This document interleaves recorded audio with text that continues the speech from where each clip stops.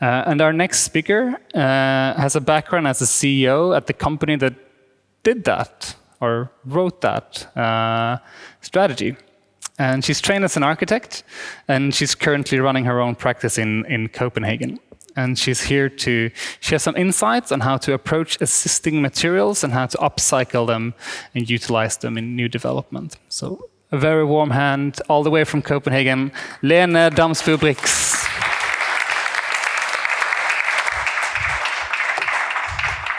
Is it on? Is it on? Yeah. Okay. Well, thank you so much, Martin, for inviting me. I've been looking forward to coming here. I love this place.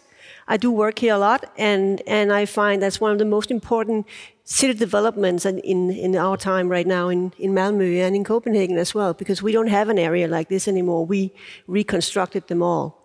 So thank you so much. Now, the architect has been announced to be the villain of the 20th century, and maybe that could be quite rightly. Because of the architect's vision and strong ability to convince, visualize about great ideas, medieval town centers has been demolished to make room for efficient high-rise buildings in glass and concrete, organized next to each other on a very flat ground. Now, thank God that Le Corbusier's plan for Paris didn't go through. So even though it's all true forgotten, the whole point of a city, in my opinion, is to bring people together and to facilitate interaction and thereby create ideas and wealth. As professionals, we as architects are left with a bad conscience and maybe also a motion of censure from society. Are we at all in a position to create value?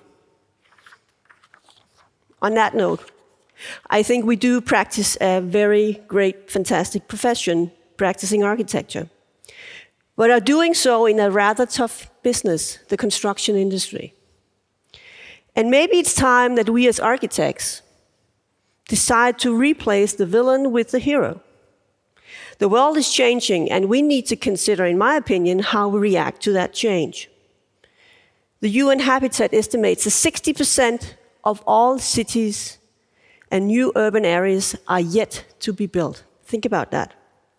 While at the same time, the built environment accounts for 39% of total CO2 emissions in the world. So it's time we decide to save the built environment and the architecture of the 21st century from speculation, devastating resource consumption, and soulless buildings lacking aesthetic, sustainable, and architectural value. And maybe it's time that you, as citizens, start asking yourselves and each other, how do we want to live? And most importantly, how do you want to live now? Because momentum, in my opinion, is now. The challenges of the world are lined up. Climate changes, sustainable conversions, urbanization, social segregation, the change from market economy to a circular economy, just to mention a few. There's an urgent need to change the way we design our physical world. And by start thinking about that, we should also start thinking, to whom are we building, where are we building, and with what do we build? So the next 10 minutes, I will try to enlighten the future of architecture, as just introduced. And through that, I'll take the liberty of questioning Martin's question or topic for today, being that, is it actually right that we, by deconstructing, get the understanding of the construct? I shall do so through three thoughts of architecture. More as an entity being the sum of elements, more than understanding an entity through the analysis of the deconstructed elements. The first thought will be on materials, and the second thought will be thoughts of an architect, and the final thought will be thoughts of systems. All three try to replace the architect as a villain into being a hero, striving for a prosperous and sustainable future. But before doing so, let me start in the perspective of aesthetics as an architectural phenomenon, which enholds most of what I think architecture is about.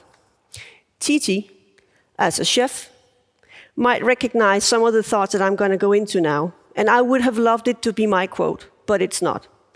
It is a quote from a Japanese professor, Yuriko Saito, in the book Everyday Aesthetics.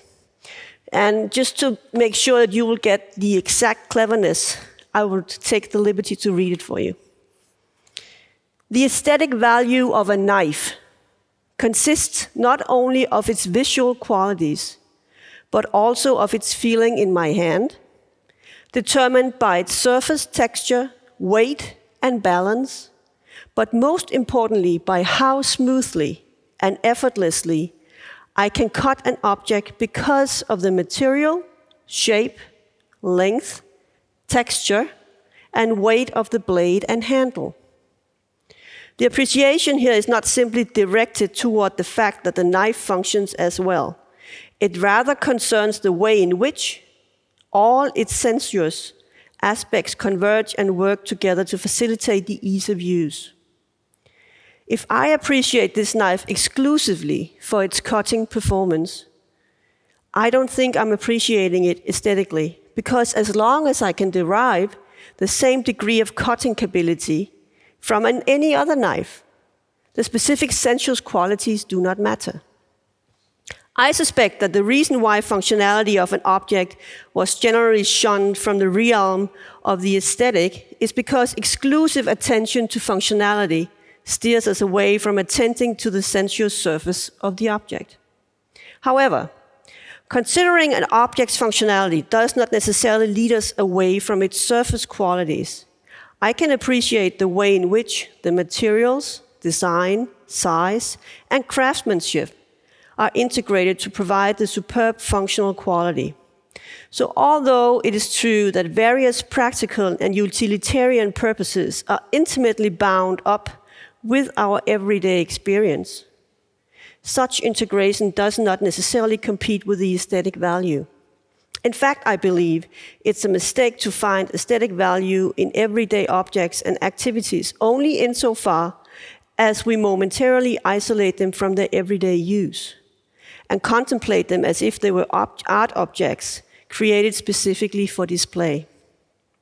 If we divorce them from their practical significance in our lives, we will miss a rich array of aesthetic values integrated with utilitarian contexts.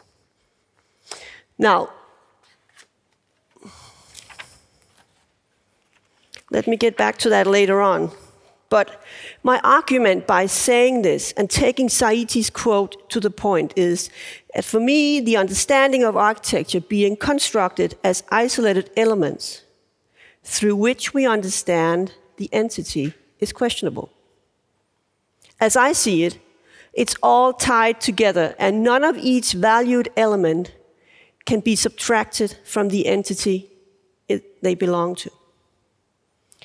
And let me open that a little bit up more for you by reflecting on the three thoughts, as I mentioned before. And the third one is thoughts on materials.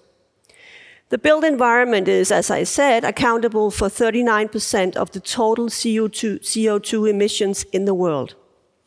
And while being that, raw materials as clay, minerals, and sand, all resources used for the built environment, are running out as natural resources. They're all tied up in a construction industry that is set for a waste production and a linear value chain. The change to a circular economy demands us to stop treating resources, buildings, and cities as individual entities and start looking at them as part of a greater system. The city being part of a regenerative, metabolic society in which resources are valued and circulated for all to prosper from. Today at Obra in Varvsstaden, I've brought materials all around me here, harvested in Varvsstaden. Now imagine what we can do reactivating abandoned industrial complexes as Varvsstaden into future architectural spaces for living. The materials of Varvsstaden, represent high value. And to quote Saito again, material, shape, length, texture, and weight, and I could add intelligence and tactility, added into the sum of functionality and aesthetics, which in all its sensuous aspects converge and work together to facilitate the ease of use. In front of you are, in my opinion, materials of incredible value, ready to be part of regenerative innovations here in Varvsstaden, given a rich array of aesthetic values integrated with utilitarian contexts. Originally, they were considered as waste with a perceived low value, but through design processes, it is proven to be a treasured resource. It matters. Not only does it save further harvesting of valuable clay from the earth, for each already existing brick, like this one, given a new life, we will save 0.5 kilo of CO2 going out in space. So what does it take for the architect of the 21st century, the hero, to understand and work with materials as these as a regenerative system? And this leads me to my second thought of today, the thought of the architect. The thoughts on materials expanding the value of the one single material into being part of a regenerative system inflict design processes of the architect. The important thing is that the architect must react to the fact that the world is changing, and that demands for new approaches, which is inevitable. Hence, the everyday life of an architect continues to expand the meanings and connections, revealing unexpected dimensions in practice as well as in understanding. We need to consider which materials we build with, and while doing so, also dare to ask ourselves, do we have to build at all? Does it make the world better? And if so, does it make the world remarkably better by moving us, uniting us, or renewing us as human beings, and at the same time saving resources from the earth? There's no area of contemporary life where architecture, being the plan or the project of the working hypothesis, which constitutes the intention, is not a significant factor in shaping human experience. In the matter of architecture and the challenges of the 21st century, it has expanded into a more thorough and diverse interpretation of the physical, the social, the cultural, and the sustainable relationship between materials and human beings. Hence, the field of architecture involves exploration of design processes organized in complex environments. Now, this takes an interdisciplinary approach by acknowledging that the architect is not in his or her own cycle of design processes, but more and more part of a greater and complex system of physics, chemistry, biology, mathematics, social issues, environmental issues, all subfields that gather and integrate themselves in a complex system of knowledge.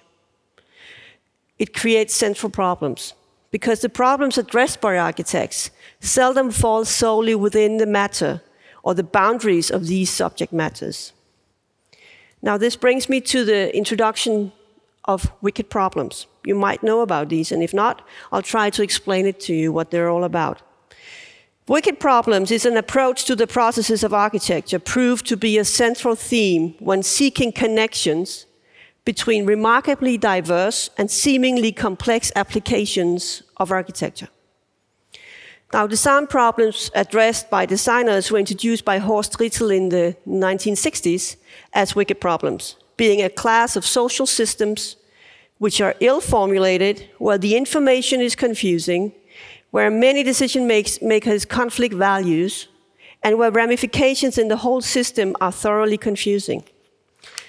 The wicked problems approach that there is a fundamental, suggests that there is a fundamental indeterminacy in all that implies there are no definite conditions and no limits to design problems. Solutions to wicked problems can either be only be good or bad. They can't be true or false because they're all tied together. For every wicked problem, There's always more than one possible explanation, with explanations depending on the worldview of the architect and the state of mind by the world changing. No solution of a wicked problem has a definitive test. Every wicked problem is unique. And believe me when I say so, from practicing architecture and sustainability, working with climate change and resource consumption, it is a constant struggle with wicked problems. It's universal and it's complex in its system roots. It changes all the time. Now, trying to solve one problem always opens up for 17 more. In the work of creating sustainable cities and construction methods, there are no tame problems to solve, only a maze of complex issues. Which brings me to the third and the last final saying on today's topic, thoughts on the system. Now, acknowledging that the architect of the 21st century must be able to work with wicked problems in dealing with complex issues to react to climate changes and resource consumption, and through design processes work with materials as these from the Varvsstaden as part of an architectural entity is my final comment on today's topics, and it will be on the thoughts of systems. What we have is an ecological crisis. That's a fact. And the construction industry goes on and off the back burner, and we need to get together and face the challenges. If we continue to look at symptoms, looking at it as single problems with individual solutions, we will keep polluting upstream and trying to remove it downstream. I would say it is basically in the thought. The philosopher David Bohm talks about this as what we as human beings think by ourselves is interconnected in society and by that united and part of a wholeness. Thoughts affect everything. It has created what we experience in architecture and the physical world coming out of architecture. I therefore find it extremely important to understand and grasp the world as a system. As with Saito's knife, the aesthetic value of a knife consists not only of its visual qualities, but also the feeling in my hand, determined by its surface texture, the weight and the balance, but most importantly, how smoothly and effortlessly I can cut an object because of the material, shape, length, texture, and weight of the blade and handle. Now, I am by that not sure that we as architects, as the heroes of the 21st century, will be able to construct architecture and sustainable cities by deconstructing raw materials or the matter of what they consist. We already tried that years ago and it didn't work. Moreover, do I believe that we, in order to create a sustainable architectural value for human beings, must understand the construct of everyday architecture and sustainable cities by acknowledging the complex wholeness as the sum of its raw materials, the regenerative processes, and the wicked problems that are related within. Thank you.